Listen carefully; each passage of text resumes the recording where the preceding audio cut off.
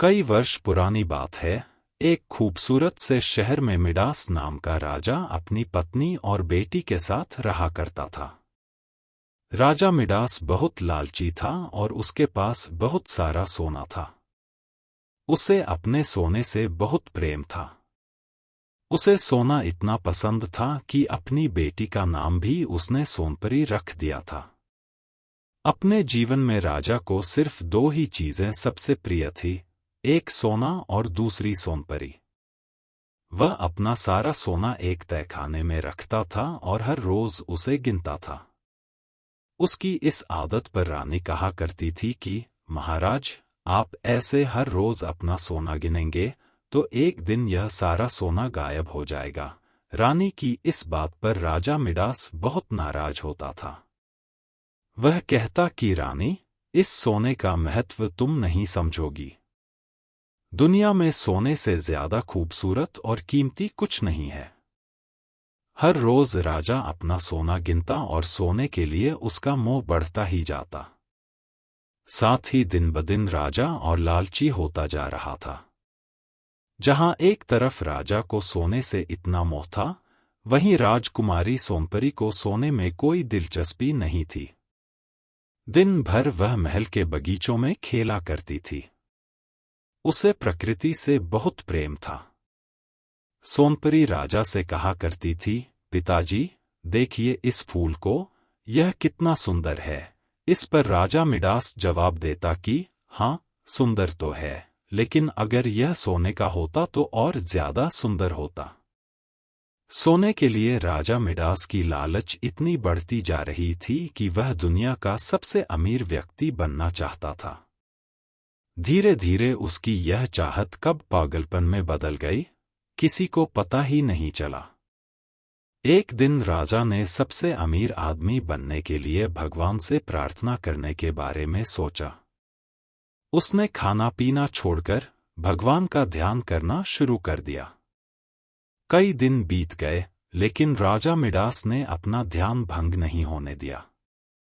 उसकी इस प्रार्थना से भगवान प्रसन्न हुए और उसे दर्शन देने पहुंचे। भगवान ने कहा कि बताओ, तुम्हें क्या वरदान चाहिए? राजा ने कहा, भगवान, मुझे ऐसी शक्ति दो कि जिस भी चीज को मैं स्पर्श करूं, वह सोने की बन जाए। भगवान ने उसे वरदान दे दिया और कहा कि एक बात हमेशा याद रखना कि सोने से तुम हर खुशी नहीं खरीद सकते। ऐसा कहकर भगवान गायब हो गए और राजा खुशी के मारे झूम उठा। वह महल की हर छोटी बड़ी चीज को छूने लगा। कुर्सी, मेज, गमले, पलंग, हर वस्तु सोने में बदलती जा रही थी। राजा बागीचे में पहुंचा और पेड़ पौधे व फूल को छूकर सोने का बना दिया। इतनी भागदौड़ करने की वजह से राजा मिडास थक गया था और उसे भूख लगने लगी। वह खाना खाने के लिए महल में गया और अपने सोने की कुर्सी व मेज पर बैठ गया। मेज पर कई प्रकार के पकवान, मिठाइयाँ और फल रखे हुए थे, जिन्हें देखकर राजा के मुंह में पानी आ रहा था। जैसे ही राजा ने पकवान खाया, तो उसका सामने का एक दांत टूटकर गिर गया और यह देखकर वह चौंक गया। उसने देखा कि उसके स्पर्श से पकवान सोने के बन गए हैं। जैसे ही उसने फल को छुआ, फल भी सोने के बन गए। उसके छूने से मिठाइयाँ, नमकीन, यहाँ तक भी पानी भी सोने में बदल गया। यह सब देखकर राजा निराश हो गया और कहने लगा, हे भगवान, अब मैं क्या खाऊं? अपने पिता की आवाज सुनकर सोनपरी दौड़ती हुई आई। उसने देखा कि उसके पिता बहुत परेशान हैं। पिता की यह परेशानी उससे देखी न गई और उन्हें सांत्वना देने के लिए उसने राजा को गले से लगाना चाहा।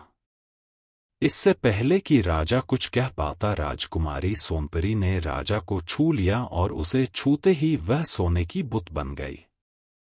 अपनी बेटी का यह हाल देखकर राजा मिडास जोर जोर से रोने लगा। इस सब के बाद राजा ने भगवान से फिर प्रार्थना की। जब भगवान प्रकट हुए, तो राजा ने कहा, हे ईश्वर, मुझे यह वरदान नहीं चाहिए। मैं बहुत लालची हो गया था, लेकिन अब मुझे अपनी गलती का एहसास हो गया है। कृपया करके मेरी सहायता करें। राजा की बातें सुनकर भगवान ने वरदान वापस ले लिया और सब कुछ पहले की तरह हो गया। राजकुमारी सोमपरी फिर से बगीचे में खेलने लगी और उसके साथ राजा मिडास भी प्रकृति का आनंद उठाने लगे। इसके बाद राजा ने अपने तहखाने पर ताला लगा दिया और हर रोज सोना गिनना भी बंद कर दिया। कहानी से सीख। इस कहानी से यह सीख मिलती है कि कभी लालच नहीं करना चाहिए, क्योंकि लालच बुरी बला है और उसका फल हमेशा बुरा ही होता है। ऐसे ही मज़ेदार कहानियों के लिए चैनल को सब्सक्राइब करें।